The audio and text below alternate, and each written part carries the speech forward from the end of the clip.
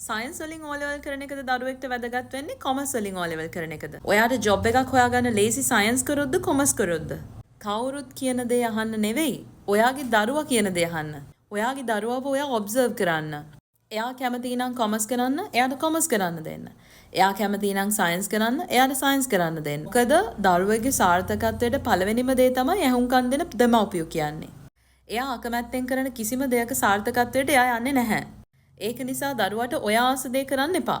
එයා ආස දේ කරන්න දෙන්න. තව දෙයක්. ආසාව අංක 1 වුණාට ආසාව එකම දේ නෙවෙයි. ඔයාගේ දරුවා කරන්න ඕනේ මොනවද කියලා තීරණය කරන්න කලින් ඔයා මුලින්ම දරුවත් එක්ක කතා කරන්න. ඊට පස්සේ දරුවාගේ ගුරුවරුත් එක්ක කතා කරන්න. ඊට පස්සේ ඔයා ඔයාගේ දරුවාගේ කැපැසිටි එක අඳුර ගන්න. ඔහේ කරන්නම් වාලේ දරුවට O level කරන්න දෙන්න එපා. බුද්ධිමත් දෙමව්පිය විදිහට අපිට පුළුවන් වෙන්න ඕනේ දරුවත් එක්ක සහ දරුවාගේ ගුරුවරුන් එක්ක කතා කරලා යම් තීරණයකට එළඹෙන්න. අනිත් දේ තමයි දරුවෙක් සයන්ස් කළත් කොමර්ස් කරත් දක්ෂයාමයි. දක්ෂයාට රැකියා කියන දේ මැවෙනවා.